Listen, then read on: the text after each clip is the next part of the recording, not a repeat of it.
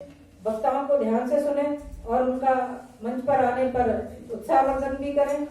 अब मैं एक ऐसे युवा साथी को बुला रही हूँ जिन्होंने मानवर केआर शशि साहब के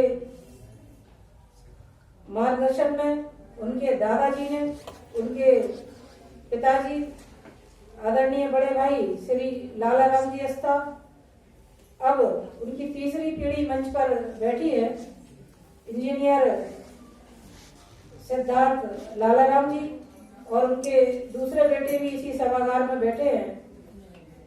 डॉक्टर भीम प्रकाश चिकित्सा अधिकारी हैं गुलसराय में। ये बच्चे, इन्होंने जीवन में मैंने जो देखा इसलिए इनको सम्मान देती हूँ कि इनके दादाजी ने इनके पिताजी को सिखाया था कि शशि साहब, कांसीराम साहब का आंदोलन पूरी मुस्तैदी के साथ बुंदेलखंड के और अन्य क्षेत्रों में संभाले हुए हैं।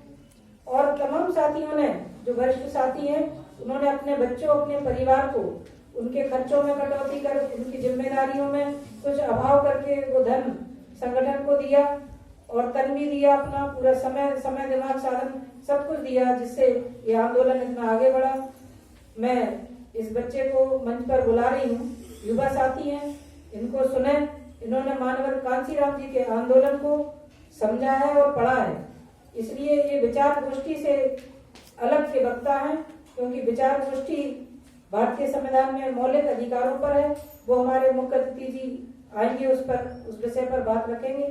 अब मैं इस मंच पर अगले वक्ता के रूप में इंजीनियर सिद्धार्थ लाला राम जी अस्ता को आमंत्रित करती हूँ कि वे आए और मानवर केआर शशि साहब और हमारे सामाजिक परिवर्तन के महानायक मानवर कांसीराम जी के विचारों से आप सबको अवगत करें।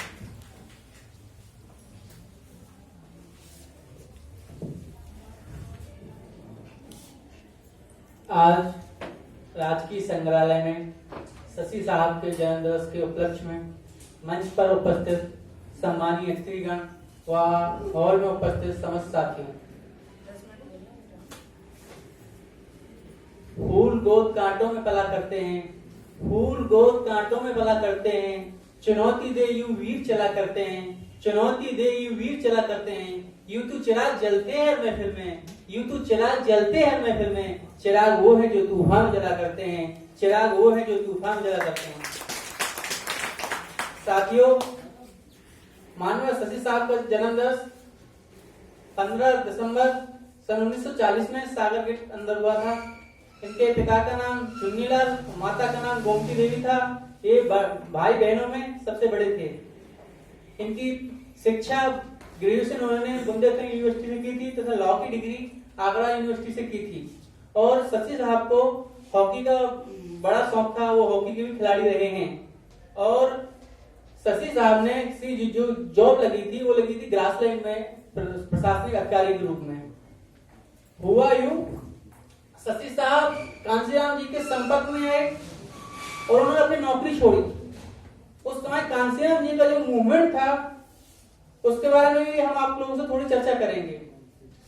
जली को आग कहते हैं, बुझी को राख कहते हैं, जली को आग कहते हैं, बुझी को राख कहते हैं, बदल दे जो जमाने को उन्हें कांसीराम साहब कहते हैं, बदल दे जो जमाने को उन्हें कांसीराम साहब कहते थे। साथियों, भारत देश के अंदर पंजाब की भूमि में 15 मार्च 1934 में मानवर साहब कांसीराम जी का जन्म हुआ। साहब का जन्म उनकी ननिहाल डूंगा साहब में हुआ। साहब बड़े भाई बहनों में सबसे बड़े थे। इन्होंने अपनी ग्रेजुएशन रोपड़ यूनिवर्सिटी से की तथा इनकी जो जॉब लगी वो DRDO पुणे में लगी। उनके जीवन में एक ऐसी घटना घटी, हुआ यूं, उनकी डिपार्टमेंट में 2 छुट्टियां काट दी गई, एक बुद्ध जयंती, दूसरी अम्बेडकर जयंती। तो इनका विरोध चतुर्थ श्रेणी के कर्मचारी दीना भाना और DK खापड़े ने किया, तो इनको नौकरी से बर्खास्त कर दिया गया। जब ये मामला साहब कांसीराम के अंतर्गत आया तो उन्होंने पूछा कि तुम चतुर्थ श्रेणी के कर्मचारी होकर भी इस चीज का विरोध कर रहे हो, बल्कि हमको इसकी जानकारी तक नहीं है। तो उन्होंने पूरे मामले को समझा तथा फिर इसको अपने अंतर्गत हाथ में लेकर इस मामले के लिए संघर्ष किया तथा दोनों छुट्टियां बहाल की। फिर DK खापड़े जी ने उन्हें एनालिसिस ऑफ कास्ट, जाति भेद का उच्छेद नामक किताब पढ़ने को दी। उस किताब को साहब ने एक रात में बिना सोए कई बार पढ़ा और कई बार पढ़ने के बाद एक डिसीजन लिया। वो क्या लिया कि अब हमें समाज के लिए कुछ करना चाहिए।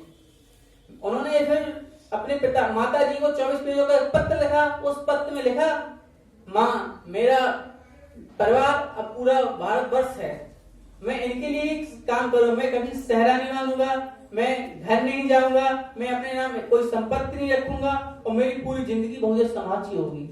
तो इस शपथ को लेने के बाद साहब ने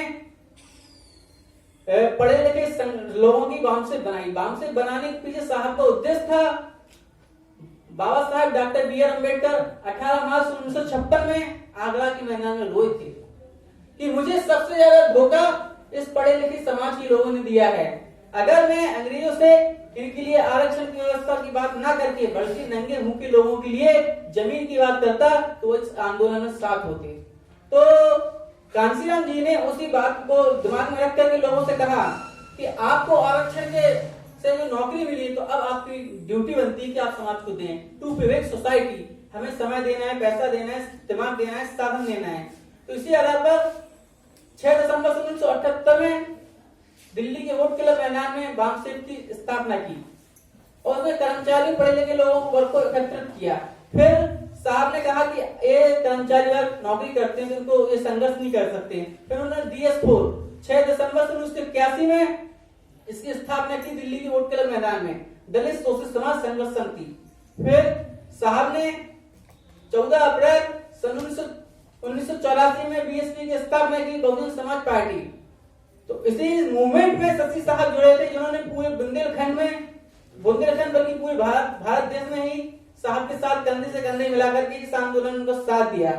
साथ ही साहब कांशीराम का एक वक्तव्य उन्होंने बोला था कि वो एक दिन गेस्ट हाउस में सोए हुए थे तो उन्हें एक सपना आया कि कहीं आज मेरा बापू, क्योंकि उस समय में फैन वगैरह नहीं चलते थे तो एक हाथ से ही पंखा चलाता था व्यक्ति। उसको देख के उन्हें याद आया कि एक जमाने में मेरा बापू भी पंखा चलाया करता था, तो कहीं आज मेरा बापू आज ही पंखा से चला।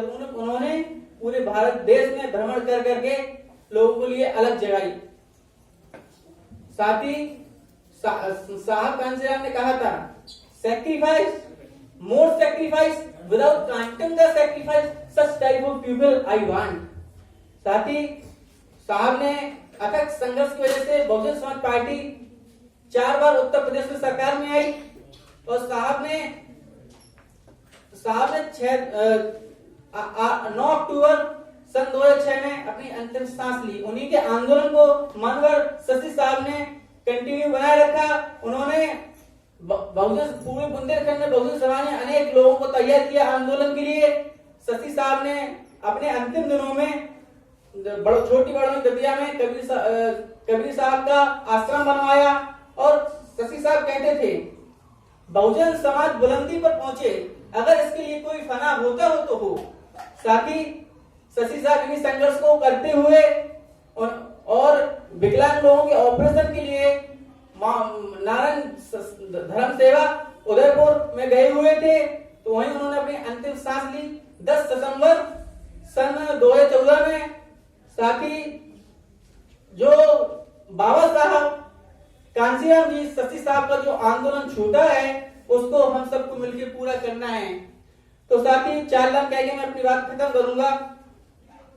मेरे सीने में न सही तेरे सीने में ही सही, मकसद है आग जलना चाहिए, मकसद है आग जलना चाहिए। जय भीम, जय कांशीराम साहब, जय शशि साहब।